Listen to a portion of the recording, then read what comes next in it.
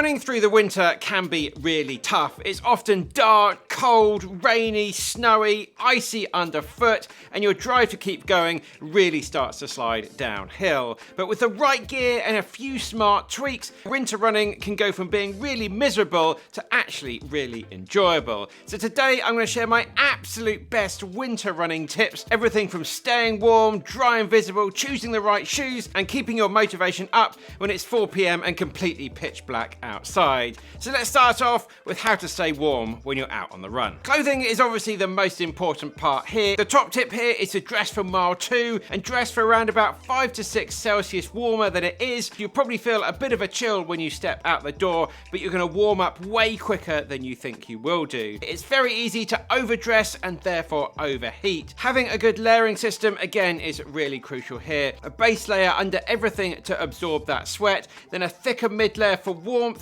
and a jacket over the top of that when it does get particularly cold. Waterproof up when it's raining, but a windproof is definitely going to be a lot more lightweight and breathable, and will keep that all-important chilly wind off. Our long sleeves, which we sell on the website benparks.com, are a really good top to use for that layering system. We've got loads of different designs, so check them out at benparks.com. Feel free to use code YouTube for 10% off. It's really important to look after our extremities when we're out on the run, so our feet, our hands, and our head. I have some thin liner type gloves which are from Ron Hill. They're my pink gloves, which you quite often see in these videos. And then if it's really cold, then I get my thicker, puffier gloves out, and they're from Montane. And I've got the regular gloves and then the mitt gloves for when it gets really cold. Buffs or wraps are another super versatile, useful bit of kit. They can keep your neck and your face warm as well and keep that wind off your skin. Again, it's a good idea to have something to keep your legs warm, so leggings and tights, and then put some long socks over the top of the tights as well, just to keep your ankles nice and warm. Also, tuck your shirt into your leggings, again, just to help keep that warmth in a little bit better. Next up, let's have a chat about how to stay dry on your run, because being damp is just particularly miserable. It can also lead to some chafing as well. And then you'll also run that real risk of getting very cold as soon as you stop your run. The first important bit of kit here is getting a waterproof jacket, ideally with a hood as well. Look for one that has taped seams and a waterproof rating above 10,000 millimeters and a breathability rating of 10,000 grams per meter squared over 24 hours. The higher the number here, the more waterproof or more breathable it's going to be. I'd always recommend wearing a long sleeve tee underneath your jacket, which is just going to help absorb the sweat. If you just wear a regular tee and have exposed skin against the jacket, it's just got nowhere to go and you're just going to get that boil in the bag feeling. Depending on where you live, some people might like to get a pair of waterproof trousers as well. It's really not a necessity, but if you live in a particularly rainy area, somewhere like the Peak District or the Lake District, and you're also going out for a long amount of time, it can be a great thing to have just in case it gets particularly cold or particularly wet when you're out there.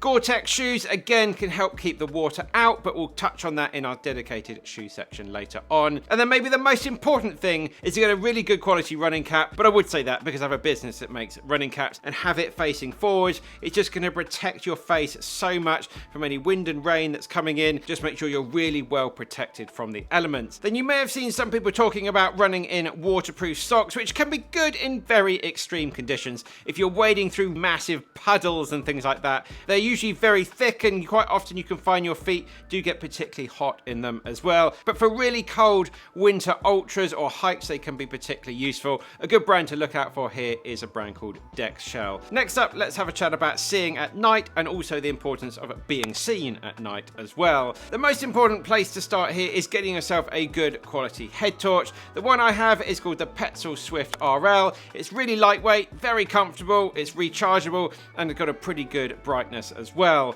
If you don't want to spend too much money, then have a look at the Petzl Bindi, around about 30 to 35 pounds. It's also rechargeable. The battery is just going to last enough for 1 or maybe 2 runs, but it's super lightweight, super compact. And if you have tried a head torch but didn't get on with it, then possibly have a look at a chest light which you can strap around the middle of your body, and again, it's going to light the road in front of you. Of course, make sure you're wearing some reflective clothing. We've got some brand new beanies, have some reflective yarns in them. You can get some safety skin reflective balm, whack that that all over any exposed skin on your legs. Again, it's going to reflect really quite nicely. If you can, get some lights such as this red armband, which you can just wrap around your bicep, and potentially get some LED lights on the back of you as well. Some head torches do have that built in. Again, it's a really good idea, so any approaching traffic or any cyclists or any other runners, again, can just see you from behind. Right, let's have a chat about winter running shoes. Again, it can be a good idea to try and find some Gore-Tex versions that a lot of the big brands do make for winter. They're just going to help to keep your feet a little bit drier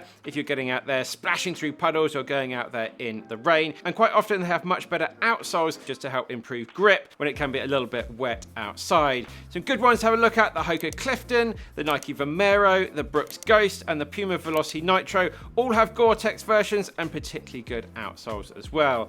Adidas and Puma shoes, just their regular line of shoes, are really well known for their great grip that they offer. The Boston 13, the Puma Velocity Nitro, and the Mag Max, again, really good shoes, not dedicated winter shoes, they've just got good all-round grip for every month of the year. A lot of people do like to lace up a pair of trail shoes as well for running in urban environments during the winter months. Something like the Nike Pegasus Trail version 5. Again, it's a bit of a road to trail shoe, so you're going to be okay on roads in something like that, and they do offer that one in a Gore-Tex version. Nike's Zoomfly 6 is probably the go-to shoe for doing any speed work. Again, a really good, very grippy waffle outsole on that one. And again, having a good shoe rotation here, if you are running so maybe more than 3 times a week, there's nothing worse than putting on a wet pair of shoes that you wore the day before. Shoes are going to need about 24 hours to dry out, so you can get yourself a shoe dryer, which will obviously accelerate that quite a lot, or get some newspaper. If anybody has a newspaper anymore, that's what we always used to do back in the day. Stuff some newspaper in your shoes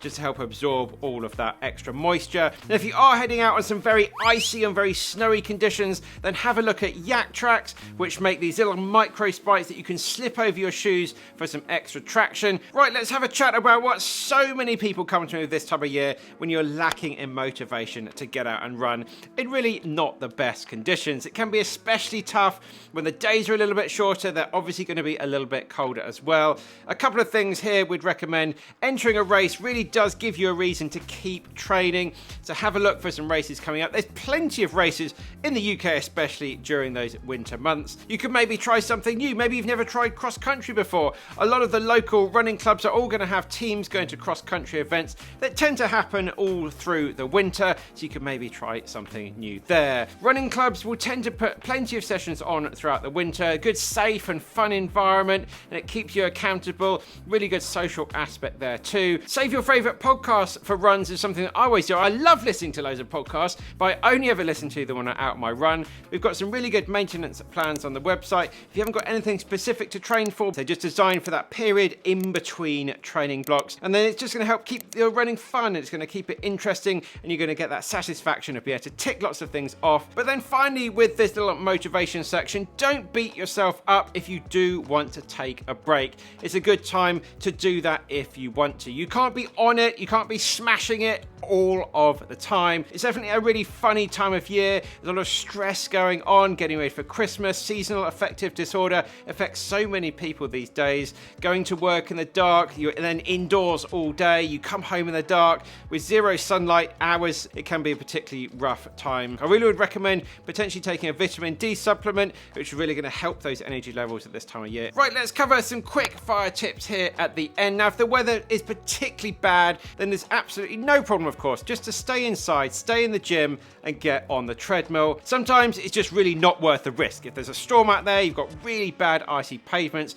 I actually gave myself a hernia in 2017 jumping out the way of a flying bin when I was out on my run. Now, if you are a subscriber to Strava, have a look at their route building feature, and they've got a good nighttime heat map so you can see where people are safely running during the nighttime activities. Again, it will just light up with the most popular routes all around you during those hours of darkness. Now, when it gets particularly cold, I always do my warm-up inside. Then when I go outside, I then go straight into my run. And that first 1K or first 2K or opening mile, really nice and relaxed, and ease into it very gradually. If you just go straight out the door and straight into your like marathon pace paced workout or something, it's a surefire way to get yourself injured. Now, a couple of you guys recommended this really quite amazing website the other day called dressmyrun.com. If you are struggling with what to wear on your runs, you can go on there and it's give you suggestions based on the weather near you, the time of day that you're running, and also the preference of how you like to feel. Whether you want to feel really warm, or you want to feel a little bit colder, or you just want to be slap bang normal in the middle. It's going to tell you if you're going to need some gloves, long sleeves, or a jacket today. And then on the subject of weather, checking the weather. Now, this might sound really obvious, but I'm always checking the weather when I'm heading out just to see if there's any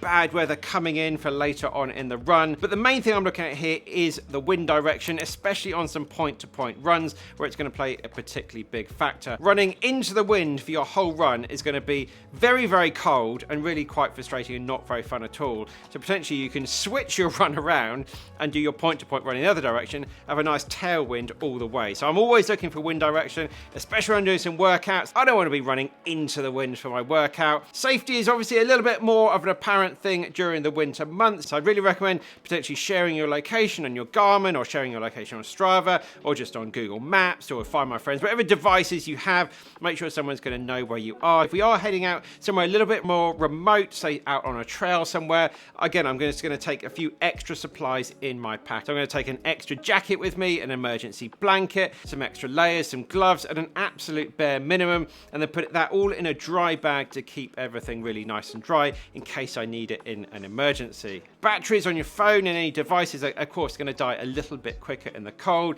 So having a bank card or some cash as a backup and a mini power bank in there, that's all in my pack just in case something should happen. And then really important to think about the end of your run. If you're not going to be finishing at home, you can get cold very, very, very, very quickly. So bring some spare layers and a change of clothes. Whenever I set out on any runs in London during those winter months, I've got a jacket in a dry bag wrapped up and stuffed into my naked band as I'm running along. Just in case if something happens, I need to jump on a train, or just if the run doesn't go as expected, I need to stop, I've got a nice warm layer to put on straight away. It's absolutely non-negotiable for what I'm taking out with me during my London runs. So there we have it. Let me know down in the comments how cold it gets in your country. That's it, guys. Keep on working hard. Keep on it done. I'll see you very soon in the next one.